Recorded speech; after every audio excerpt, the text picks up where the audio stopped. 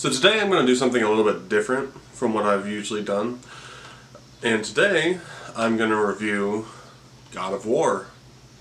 Now this was released back in spring of 2018, and it's a game that I've been really wanting to play for a while now, but I just haven't had the opportunity until recently, and I finally played it. I spent a lot of time playing it and just delved into it. Right off the bat, what makes God of War kind of unique is that it's kind of a reinvention of its own franchise. A lot of the storytelling and game mechanics are different from the original series, such as like the way the camera works, the way that they're telling the story, the way that a lot of the fighting and all that stuff works. The worlds and everything is very different. It's a different approach, which the franchise more than likely needed. Now, the only other God of War game I've played is God of War 3, and I had a lot of fun with that game. I've actually played that game, I think, 3 times through. It's a very, very fun hack and slash game. It's probably one of the best hack and slash games you're going to find out there. And this God of War takes place many, many years after the events of God of War 3. He is now living within Norse mythology, which is different from the Roman mythology, which the original games are based around and which he is based on. And now he has a son named Atreus, who he has to go on a journey with to help spread the ashes of his lost wife. And that's kind of the premise of the game, is that you're trying to get to a certain point, which I'm not going to get too into because I don't want to spoil it. But something that was drastically different about this game that I noticed right from the start is that it is going for a much more grounded approach and a very emotionally charged approach, because it starts off with Kratos and Atreus mourning the death of Atreus' mother. And it really surprised me almost immediately how emotionally gripping that approach was that they had to it, with the music, the camera work, the motion capture work from the actors is phenomenal. That's another thing about this game, is that the voice acting especially is on another level. There aren't a whole lot of video games where you can say that the voice acting is at this level of talent and believability with these characters. There are some very, very good performances in video games, and I think that with Atreus and Kratos, those actors do an amazing job. And that also includes the entire supporting cast. The opening immediately grabs you and invests you into this story. And that's something that really surprised me with this game, is how amazing this story is. Because it's mainly about this relationship between Kratos and his son. And it's a father-son relationship that you don't really see in media very much because of the circumstances of Kratos being a god and everything, and he's trying to hide his past life from Atreus throughout the game because he doesn't want him to know that he was the god of war and he killed thousands of people mercilessly. But they make that relationship so believable and so realistic that I was incredibly surprised, because I almost expected Kratos to just be a cold-hearted father or whatever, but he ends up being a very caring father under this kind of cold shell that he has and everything. And Atreus is trying to impress him and trying to prove that he's able to fight alongside him and everything.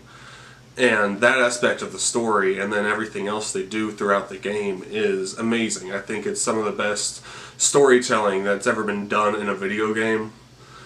I think that it's on the same level as far as my recent memories serve, with like The Last of Us is one of those great storytelling video games too. And just to get this out of the way, I'm a very casual gamer. I don't actively seek out every game that comes out, but when something sparks my interest, I'll go and get it, and that's maybe a couple games a year, but I'm not by any means an expert on video games. I'm very, very casual when it comes to them, but I do enjoy playing them, of course. And some other things I loved about this game was the reinvention of the fighting mechanics. Now, the fighting is a little bit slower, I would say. The camera is closer up on Kratos from a third-person perspective than it is in the original games, and you have more human-like fluid movements. Now, of course, you do get to do some of the same things you do in the previous games, where you actually do get the Blades of Chaos later in the game, which is a bit of a spoiler, but the game's been out for a while, so that's not too much of a spoiler. And it has some of the same movesets and everything, which was awesome to see. But his main weapon is the Leviathan Axe. That's an extremely satisfying mechanic they have in the game, because it's kind of like Mjolnir in a way, because you can throw it at something and recall it straight to you. The controller vibrates every time you do it, and it's very satisfying. It's very well done. And then the game itself looks amazing. It's one of the best looking games I've ever seen. It has this vast kind of open world. But another thing they do in the game is you can actually travel to different realms within Norse mythology, which is really cool to see. And all those other worlds are very, very impressively designed too. It's great level design, great game design. And that's something I really liked about the game too, is that they turned it into more of an open world game. While it is limited, it's not something like Grand Theft Auto where it's this huge city, but it's sections of this world where you can explore and find all of these hidden gems per se that you can find, and all these clues and hints towards other things, and all these little side missions and quests. And that's something that I personally really enjoyed about this game. I like when games do stuff like that. But the supporting characters are very entertaining too, because you have some characters like the stranger at the beginning of the game that is immediately very physically imposing and intimidating, who pops up kind of as the villain throughout the game, as you'll see if you play it.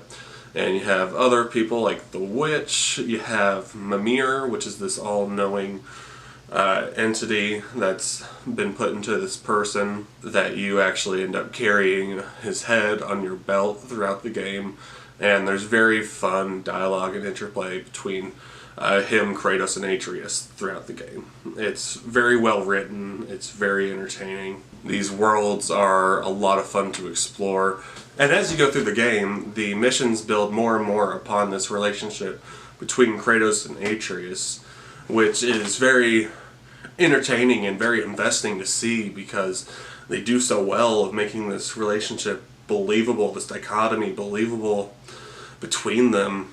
And there's this vastness to these worlds that are very entertaining, and it's something that is similar to the original games in a lot of aspects, but it definitely improved upon it in several ways. And I was thoroughly impressed with this game. I had a lot of fun playing it. The only negative things I have to say are more nitpicky than anything, because the only thing that comes to mind is one realm that you have to go to, which is kind of more of a side mission in the game, which is not even part of the main game if you don't want it to be, is you have to go into this one realm, and to be able to get enough kind of points or whatever for a certain thing you have to acquire, you have to keep doing the same thing over and over and over again, which I can go, it's enjoyable to a certain extent, but that can also take several hours to do.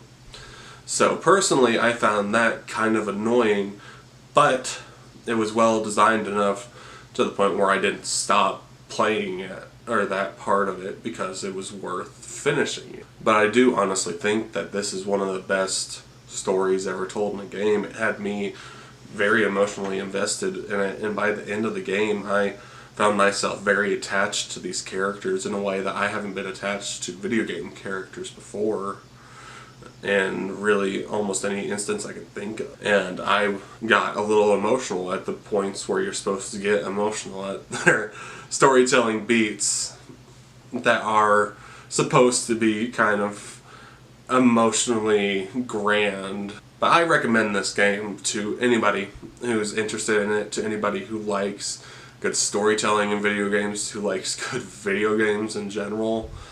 I think that this is one of the best games I have ever played. I think it's one of the best games of the current generation of video game consoles. It's probably the best PS4 exclusive. I'd put it right up there with Uncharted 4 and Spider-Man and other games like that.